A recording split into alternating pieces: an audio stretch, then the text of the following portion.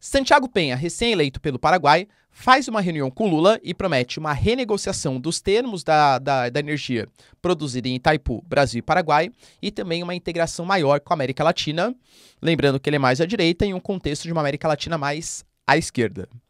A gente também tem uma guerra de narrativas envolvendo o recente ataque que aconteceu entre Rússia e Ucrânia. Inclusive, assim, a chuva de mísseis e o ataque mais forte desde o início dos conflitos aconteceu. Todas as mídias falam sobre isso. Agora, agências russas mostram como uma vitória da Rússia, já que destruiu o sistema Patriot, enquanto a Ucrânia nega essa informação e colocam uma vitória dos ucranianos, já que destruíram o míssil indestrutível, segundo Putin, conhecido como Kinzhal, um míssil hipersônico de 2.000 quilômetros aí de capacidade. Quem está falando a verdade? Outra questão, Reino Unido, por exemplo, divulga um relatório que mostra que a Rússia está mais enfraquecida que nunca. Em compensação, a Rússia mostra ali força com Kadyrov, por exemplo, líder da Chechênia, fazendo um vídeo num tanque T-72 que alega que é muito mais forte que qualquer tanque americano, inclusive falando que vai invadir Kiev com aquele equipamento. E para finalizar, a gente tem o presidente da África do Sul garantindo que ele vai fazer uma liderança, uma coalizão de países africanos para estabelecer um processo de paz entre Zelensky e Putin e que, inclusive, as duas lideranças já aceitaram. Se você quer entender um pouco mais sobre esses assuntos e muito mais também sobre geografia, geopolítica, atualidades, política, polêmicas, enfim, tudo para você se manter sempre bem atualizado, já se inscreve no canal, deixa seu like e compartilha esse vídeo, que eu conto muito com a sua ajuda. Belezinha? Antes de começar, pessoal, recadinho aqui pra vocês, hein? Eu aqui, como um produtor de conteúdo pra vocês, sou obrigado a sempre ler o mais variado nicho de notícia que vocês possam imaginar. E nem sempre essas notícias, elas estão em português. Então, às vezes eu tenho que ver um site da BBC, do Washington Post, um Sputnik, Al Jazeera, e sempre com a versão em inglês. Na parte da leitura, eu até confesso que eu me garanto, mas agora na conversação eu sou bem mais ou menos, tá? E é pensando nisso que eu assinei a maior plataforma de ensino de inglês online do Brasil, que é o Cambly. O Cambly, ele tem uma série de experiências diferentes para você conseguir desenvolver o seu inglês. Por exemplo, você pensa no seu inglês mais voltado para uma carreira de negócios, para desenvolvimento pessoal e profissional, mais voltado para viagens? Você pode escolher. Ah, eu sou mais do nível intermediário, avançado, básico, você pode escolher. Até o sotaque do tutor que você vai escolher para fazer a sua aula, você escolhe. É um mais canadense, é um britânico, é um dos Estados Unidos? Tá tudo disponível para você.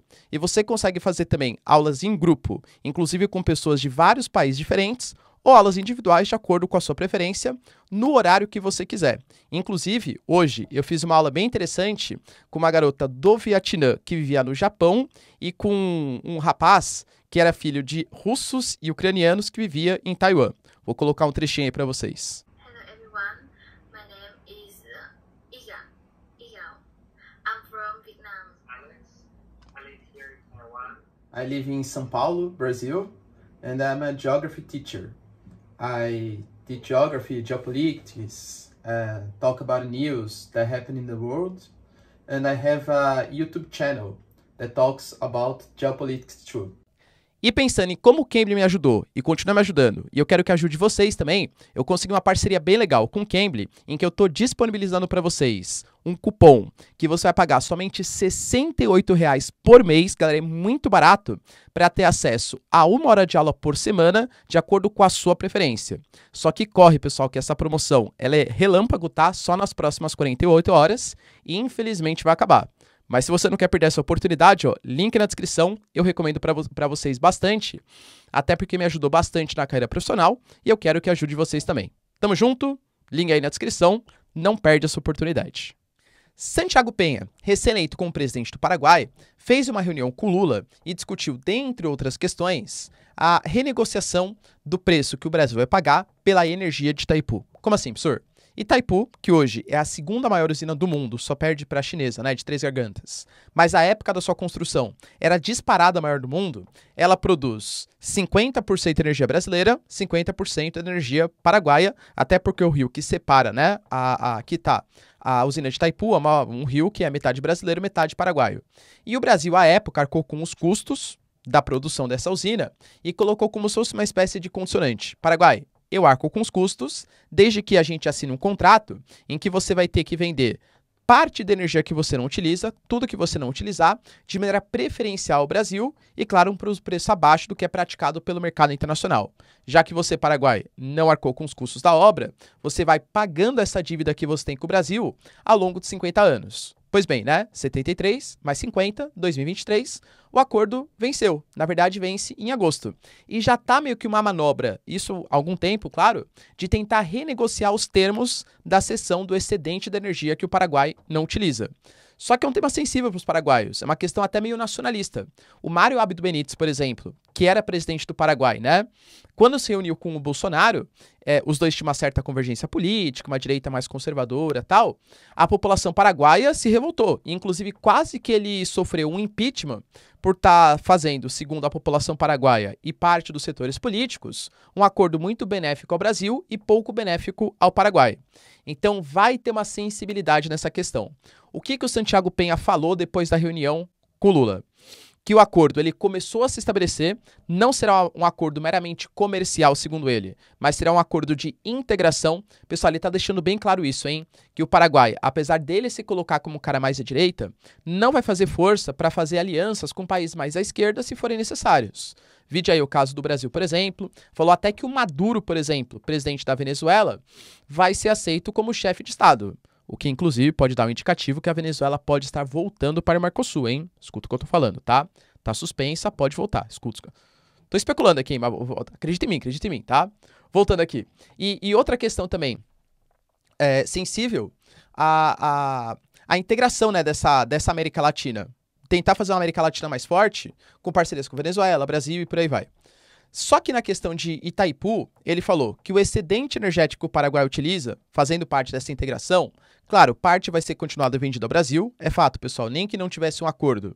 Para quem que o Paraguai vai vender tanto? Qual outro mercado consumidor? Com 220 milhões de pessoas que tem um potencial tão grande quanto o Brasil? Não existe, né? Pelo menos não na América Latina, lembrando que o Paraguai nem saída para o mar tem, tá? Mas ele falou que parte dessa energia vai ser utilizada para desenvolvimento do Paraguai.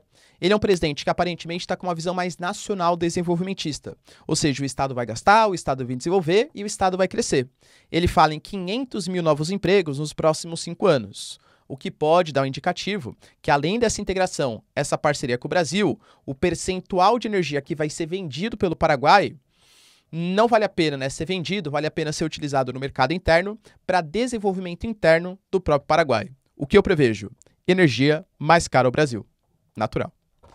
A gente teve também, galera, uma notícia bem importante acerca dos maiores ataques que aconteceram desde o início dos conflitos, e eu falei a mesma coisa na semana passada, ou seja, há um escalonamento aí, né, um aumento das tensões, que aconteceu no ataque da Rússia em direção à Ucrânia. A gente fala, pessoal, em cerca de 18 mísseis e vários outros drones também que atacaram. E aí é que começam as guerras de narrativas. Por quê? Quando você pega, por exemplo, canais de Telegram, quando você pega, por exemplo, mídias aí, né, alternativas, tal, cara, elas, depende, né, a orientação dela, ucraniana ou russa. Todo mundo tem um lado, né? Quando você pega um lado mais pró-Rússia, eles estão lidando com esses ataques com uma vitória, porque realmente atacaram várias posições, novamente, de infraestrutura, de equipamentos, de munições e, principalmente, conseguiram atacar o sistema Patriot. O sistema Patriot ele foi cedido pelos Estados Unidos para a Ucrânia pela sua alta capacidade de defesa de mísseis. E vale lembrar, pessoal, que o Kinzhal, que é o míssil, né, da Rússia, o Putin, ele faz parte, né, de uma nova coalizão, um novo conjunto de armas anunciado pelo Putin lá em 2018 e que, segundo Putin, é um míssil que tem capacidade de chegar de 6 a 10 vezes a velocidade do som. Ele dificilmente, cara, é percebido por radares, né? E ele também pode carregar ogivas, inclusive nucleares, a uma distância de até 2.000 quilômetros. Ele é, segundo Putin, um míssil indefensável. Quantas vezes a Rússia atacar, quantas vezes o país, não falou só da Ucrânia não, hein? Qualquer país da OTAN vai sofrer com isso. Só que em resposta, a gente tem os ucranianos garantindo que sim, foi o maior ataque, sim. É algo para preocupação, inclusive eles reclamam, né, que grande parte dos destroços acabaram ferindo civis, né, enfim, essas coisas. mas colocam isso como uma vitória da Ucrânia. Por quê, professor? A gente está tendo, por exemplo, recentemente a Alemanha anunciando o IRIS-T, Sistema de Defesa Antiaérea. A gente teve recentemente o Reino Unido anunciando uma série de drones também, anunciando seus Storm Shadows. A gente tem o Patriot, por exemplo, que chegou ao território ucraniano. É fato que a Ucrânia está se reforçando. E pelo que a Ucrânia está divulgando, o sistema Patriot, ele foi sim responsável, ele conseguiu parar os mísseis Kinzhal, que vinham ali do território da Rússia. Professor, quem está falando a verdade? Olha, eu juro que, de novo, né? A primeira coisa que morre numa guerra é a verdade. O que sobrevive? A narrativa. É uma guerra híbrida. Depende de quem você fala, galera. O Ministério da Defesa da Rússia, a agência TASS, por exemplo, que é a principal agência russa, coloca que sim. Pô, o Kinzhal destruiu o Patriot, o que mostra a superioridade dos armamentos russos frente aos da OTAN, não só da Ucrânia. Agora, quando você acompanha, por exemplo, mídias da Ucrânia ou mídias ocidentais, colocam uma vitória e até uma certa redução da credibilidade dos russos. Ah, então quer dizer que o Kinzhal, que era o indefensável aí, o Kinzhal, que era o míssil impossível de defender, o meu Patriot defendeu ele facinho, entende? E aí, quem tá falando a verdade? Galera, até, eu procurei em todas as mídias possíveis, tá? Até a Reuters, ela colocou que no momento não tem uma confirmação sobre o fato. Pode ser que a Rússia, pode ser que a Ucrânia, tá? E dentro toda essa premissa, né, de guerra de narrativas e por aí vai, a gente tem, por exemplo, o próprio Estados Unidos anunciando que além de todos os equipamentos, ainda vai mandar o seu Iron Dome. O Iron Dome, para quem não sabe, aquele sistema de defesa de Israel, muito utilizado, né, na questão faixa de Gaza, Israel e tal. Os americanos, eles importaram recentemente 2, mandaram um para a ilha de Guam, até para saber como se comporta frente aos chineses e tal, e anunciaram que também vão mandar para a Ucrânia. Vale lembrar que no início dos conflitos, Israel, que também tentou adotar uma certa postura de neutralidade e tal, não forneceu o seu sistema para os ucranianos e não deixava também os americanos fornecerem para a Ucrânia. Aparentemente, pelo que a gente vem vendo, isso vem mudando, tá? Então, olha a guerra de narrativas, as discussões que vem tendo. Fato é que a Rússia vem escalonando e aumentando bastante os seus ataques. Em Bakhmut, pelo menos pelo que a gente percebe, e aí eu posso falar quase com uma certeza, porque tanto a Rússia considera como a ISW, que é o Instituto para Estudos da Guerra, sediado nos Estados Unidos, garantem que o grupo Wagner praticamente conquistou Bakhmut, até por uma certa desistência dos ucranianos. Porém, os flancos, as bordas, estão sendo abandonadas pelos soldados russos, isso segundo, de novo, né, denúncias do próprio Prigozhin, da Ucrânia, a Rússia, por enquanto, não confirma. Saiu também, e olha que interessante, né? Mais uma guerra aí de narrativas. Um relatório do Reino Unido mostrando que a Rússia está completamente enfraquecida. Fala, por exemplo, né, que desde o início dos conflitos, a Rússia ela tem que lidar com uma frente de batalha de mais ou menos 1.200 quilômetros, que não é uma coisa simples, e que faz parte do modelo russo de combate colocar militares de alta patente, inclusive generais tal, na frente de batalha, até como uma forma de coragem. Como várias baixas foram ocorrendo ao longo do tempo, nesse momento, segundo o relatório do Reino Unido, tá? A gente tem na frente de batalha militares inexperientes. Vide, por exemplo, os 300 mil reservistas que foram convocados em setembro do ano passado, uma série de ex-detentos que estão sendo utilizados no campo de batalha, sem nenhum tipo de preparação militar, e não só no grupo Wagner, como nas próprias tropas da Rússia, e uma série de equipamentos pouco eficientes, que não dariam conta de fazer uma ofensiva em larga escala. Ou seja, segundo palavras do Reino Unido, a Rússia está numa posição desconfortável nesse momento, tá? Vale lembrar, pessoal, que o Rishi Sunak, que é o atual primeiro-ministro do Reino Unido, é o que mais ofereceu ajuda da Europa como um todo, tá? Agora se igualou um pouquinho aos alemães, né? Com o recente pacote de 2,7 bilhões de euros. Porém, pesquisas indicam que pela crise econômica, pela inflação, pela sua falta de resolução de um plano de país e pelo corte de políticas públicas, né, corte dos impostos e dos gastos públicos e aumento dos impostos, a sua impopularidade do Rishi Sunak já bateu a casa dos 60%. Então, novamente, pessoal, não sei até quando, né, esse grande apoio do Reino Unido ele vai continuar. Só que, ao mesmo tempo, a gente tem, por exemplo, o lado russo divulgando informações completamente diferentes. A gente tem, por exemplo, a Rússia divulgando informações que conseguiu defender, sem grandes dificuldades, mais 7 Storm Shadows, que são os mísseis cedidos pelo Reino Unido para a Ucrânia, né? Mísseis ali de combate, principalmente aéreos.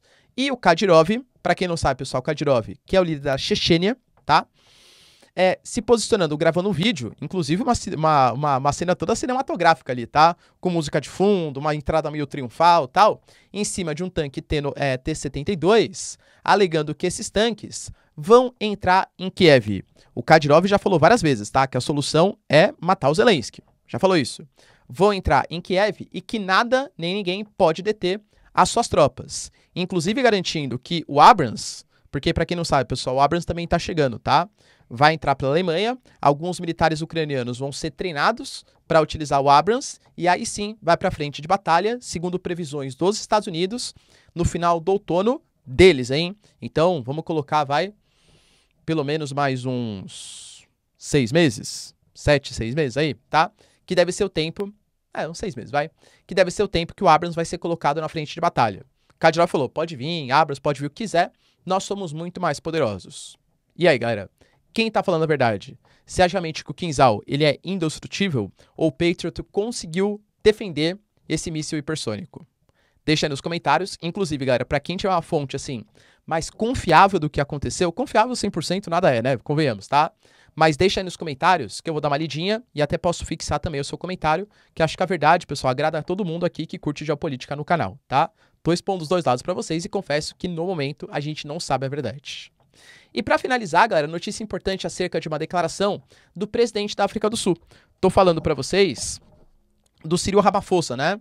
Que ele já tinha garantido ontem. A África do Sul faz parte dos BRICS e tal, mas ele tinha garantido que a África do Sul não tem ligações especiais com a Rússia, nem com a Ucrânia, e está numa postura de neutralidade, e anunciou agora que existe uma coalizão de países africanos, liderados pela Zâmbia, por Senegal, pela Uganda e pelo Egito, inclusive com a anuência do Antônio Guterres, do próprio Estados Unidos e do Reino Unido, que garantiram que a África vai ser uma das fiadoras, uma das mediadoras do processo de paz.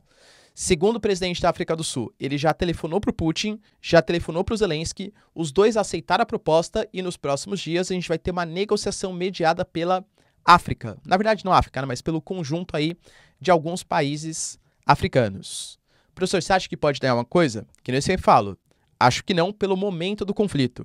Os dois, pelo menos pelas declarações públicas, estão achando que a vitória pode vir pelas vias militares. Para que eu faria um acordo, sendo que eu vou ter que ceder alguma coisa, se eu acho que eu posso derrotar meu oponente pelas vias militares, tá? Então não acho, tem questões sensíveis, como a questão da Crimeia, como a entrada ou não da OTAN. Então tem pontos que são de discordância muito forte que nenhum dos dois lados aceita ceder. Então mesmo com essa mediação da África, mesmo com a China querendo mediar, mesmo com o Brasil falando de um clube da paz, um G20 pela paz, não vejo uma solução, pelo menos em curto prazo, no momento. Os recentes ataques da Rússia, seja o Kinzhal defendido, seja o Kinzhal não defendido, meio que comprovam essa minha retórica aqui para vocês. Beleza, pessoal? Deu para entender os principais acontecimentos? Se vocês curtiram o vídeo, então, já deixa seu like, se inscreve no canal. Tamo junto, beijos, abraços e tchau, tchau.